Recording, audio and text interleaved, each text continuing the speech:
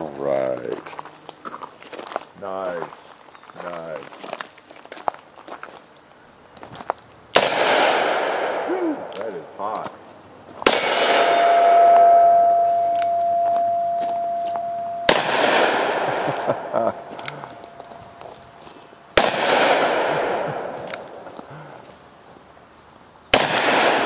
Woo! I know what you're thinking. Did he fire 6 or did he fire 5?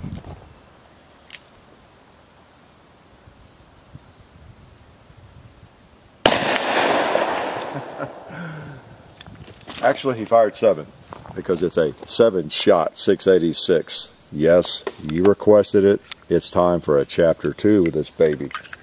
One of my favorite revolvers. I think all of my guns are favorites, aren't they? Well, this really is. This is a sweet gun. Fun to shoot. Generally easy to shoot well. Hopefully I can live up to that. But it is a 686 3-inch. And if you've been around, you have seen it maybe. I've changed out the grips on it. It was kind of a special edition. And I put boot grips on it.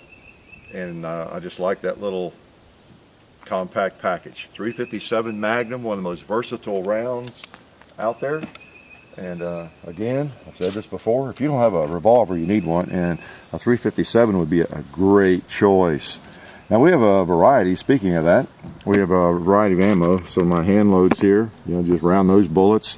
357 Magnum, kind of a medium Magnum load. Got some Underwood ammo that they provided. Appreciate that. They're out of, was it Virginia, West Virginia? And yeah, West Virginia. Sent along some 357 and 45. That's been a little bit of a while. We just haven't gotten that much to shoot it. So good ammo. That's what I was shooting there. Did the job on that watermelon, didn't it? That's a 125 grain jacketed hollow point. So we'll be shooting some of that. Oh, we shoot more factory load in this maybe. Factory loads. This is Monarch, made in Serbia. I took a little trip over there and bought some ammo. 158 grain hollow points, and then some Remington. That's a 125 grain flat nose. Okay, soft point. So well, we shoot some of that too while we're messing around. In fact, since we have some explodable things here left, maybe let's go ahead. Let's try some of this Serbia ammo. 158 grain. Look at the mouth on that. I don't know if you can tell. But is that a hollow point or what? That is an ugly round, you know. And with a hollow point, you have soft lead. So talk about doing what it's supposed to do. That is a ugly mouth there. You don't see something that. Whoops! Almost got the other. You don't see something that wide open generally in a pistol cartridge that's going to be used in a semi-automatic. Why?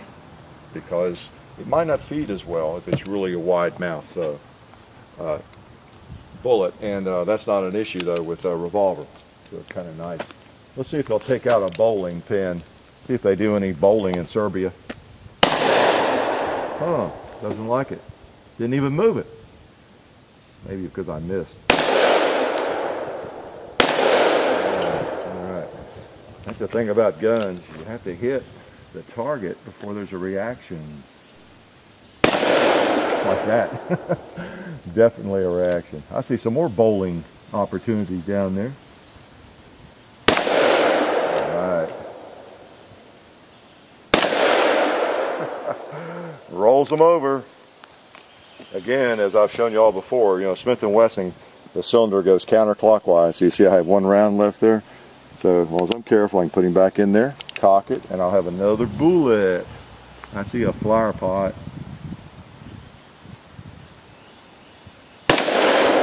And I still see a flower pot. It's okay. We'll get him. We will get him. I love chapter 2s. I can just shoot and show you the gun some more and enjoy it. Let's we'll put some of our homemade torpedoes in here. How about that? This is one of those 7-shot dealies again. Hard to get used to having 7 shots in a revolver. I'm a bit of a traditionalist, but this is pretty neat. This would be, and is, one of those revolvers that some people actually carry. Possibly police work, self-defense. It's an L-frame. It's not petite by any means. It's got a little weight to it, but it's a kind of revolver you could carry. You could even carry it inside the waistband. We'll put it in its holster. This is an O'Rourke holster, by the way. I always get questions about that. Pancake from O'Rourke. And let's just go in there and take a couple shots. All right. We got left here. Cowboy.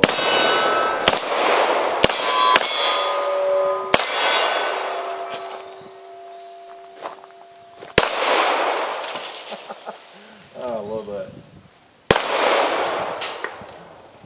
Oop, click. We're out of ammo already. I happen to bring some extra. One thing about revolvers, you don't lose much brass. It's not flying over into the bushes or piling up on the ground amongst the gravel.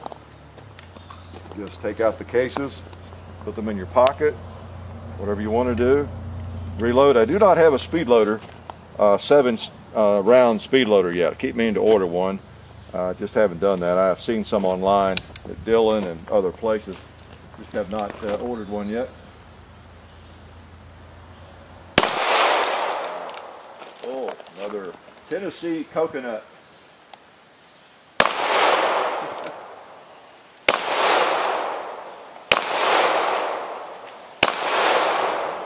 Alright. What else do we have here? Let's finish off that pot. Yeah. Finish that one off if we have any ammo left. We did. Yes. Counting my shots. Okay. Good job. And you know what? Let's try to ring the gong. Good old 357. Same as 38 in terms of diameter, which is actually 357, 356 diameter. Not quite 38/100ths in diameter. One of those weird things about caliber.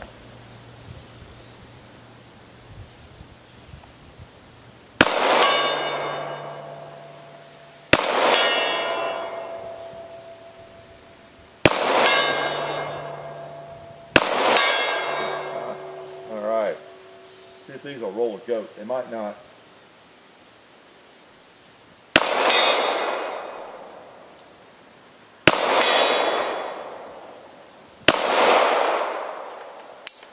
Might have to get the 44 out to roll the goats, I don't know, or some hotter ammo. These are pretty sweet to shoot. They're really nice. They don't kick very much, and it's not that hot. Let's try some of these 158 grain Monarch rounds. See if there's a difference.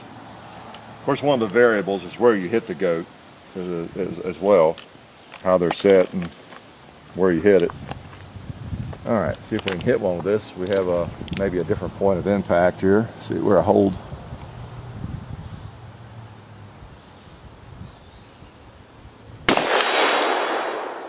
Okay, there you go.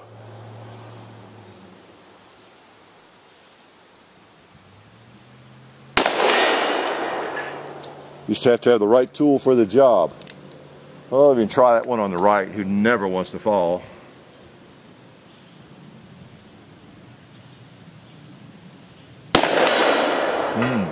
Okay. Let's try Mr. Gong with this stuff.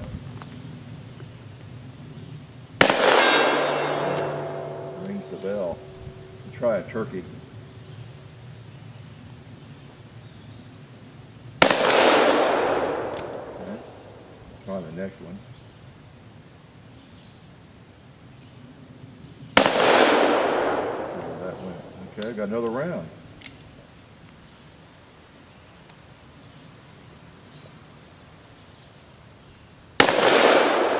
Alright, 158 grain hollow point. Pretty nice round. I'm not sure why, but I just really like that. It may, you know, I don't know a lot about that ammunition. I know it's for sale at Academy Sports is where I usually pick it up.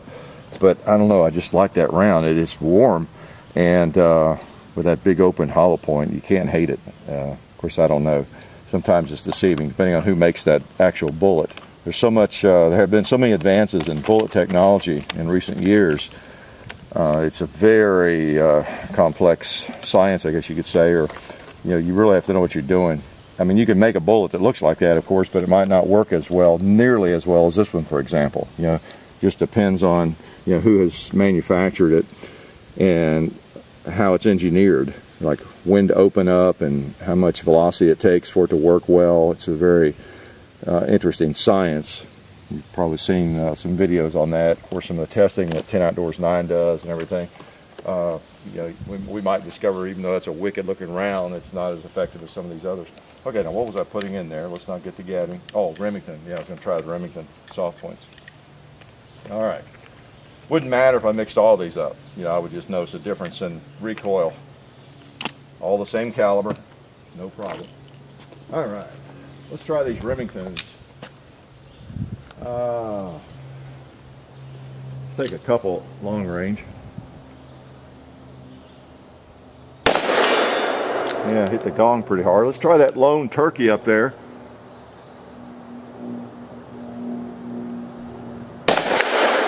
Oh.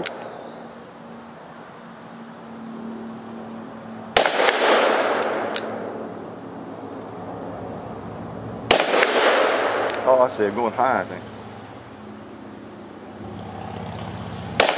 Yeah. Oh, there's a tough target. I'll let John take that one. Let's try that red plate right here. Yeah, those hit pretty hard too. Okay. Remember, 3-inch barrel. You know, I mean, there are people who are better shots than I am in terms of precision shooting. You know, really just bearing down and getting the most out of a gun or a bullet. You know, and you know, I play with it a lot and I shoot things at long range. But I am just continually impressed with a short-barreled revolver. You know, it's just amazing what they will do. Let's move down here a little bit. Now, the other thing about a revolver is a lot of us forget, and we're just doing a kind of a chapter 2 play here and shooting some, but a couple of tips.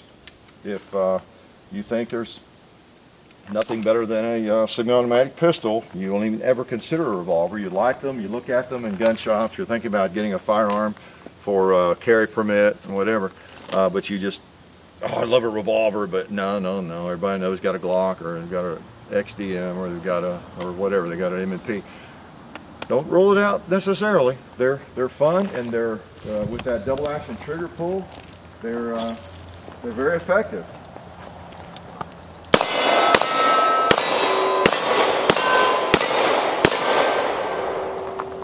But they can be produced just as quickly. You have a trigger that's, in a way, maybe I shouldn't say it, it's kind of, I want to say it's inherently safer in some ways because you have a long pull, and some pistols have that too. But you know, you have a, let me pull that back and show you. You've got kind of a long pull. I'll show you in a minute, and it's not like you're going to accidentally fire it unless you actually mean to pull the trigger. But yet, a lot of revolvers like this one, it has a really nice double action pull where you can keep it on target, even double action, pretty well.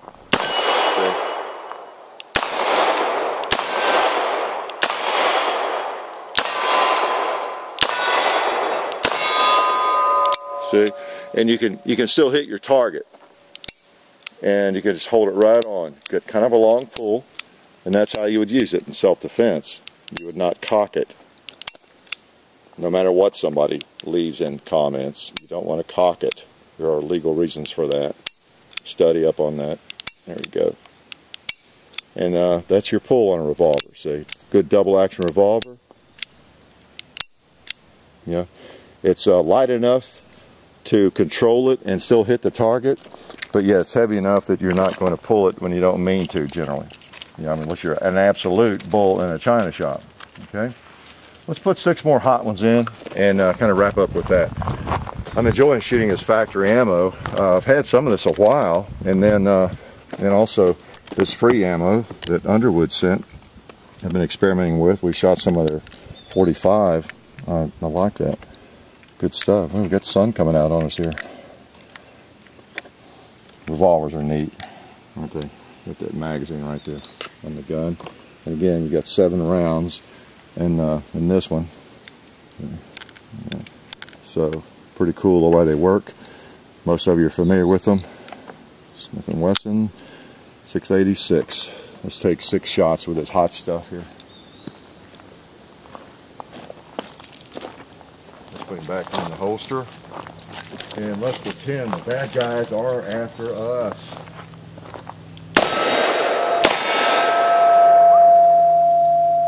That has some power. It really does. Woo. Let's put one of these hot ones on the gong. If I can get it. Gets there fast too, doesn't it? Woo. I think I have one left. Let's just put a little bitty hole in this pan.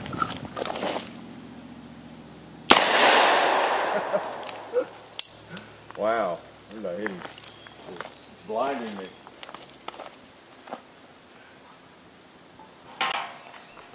Well, I don't see a hole. I hit it, it moved. I'll get that brass later. I can't stop without seeing what I did here. Okay, 2 holes in the pan. Alright, I can see those holes. I feel better now. Okay, a little chapter 2. Funning and gunning, I guess. I don't do as much running and gunning as I do funning and gunning. 3-inch 686, good old revolver. Smith-Wesson always has a nice trigger, it seems. Just pretty good choice. If you're looking for one gun, you think you want a revolver. You know, you see me shooting 44s a lot, and I love the 44. Untold thousands of rounds through them. But if I could only have one gun, one revolver, yeah, this would be on that list to choose right here. 357 Magnum. There's not much you can't do with it. It's not the best at some things, but boy, it is not a bad choice for a wide range of types of shooting. Really it is. It's a neat cartridge. You saw kind of a range. I didn't even shoot any 38 specials. I could have put some weak 38 specials in there that you could shoot with your pinky. You know, anybody could shoot, no recoil whatsoever in a gun this heavy. And then right on up through my moderate magnums to those hotter magnum loads. You can get some hotter than what I was shooting if you want to, a little bit hotter, not much. So very versatile gun, and just a blast to shoot. I really like that gun. So 586 3-inch barrel, you know for sure that life is good.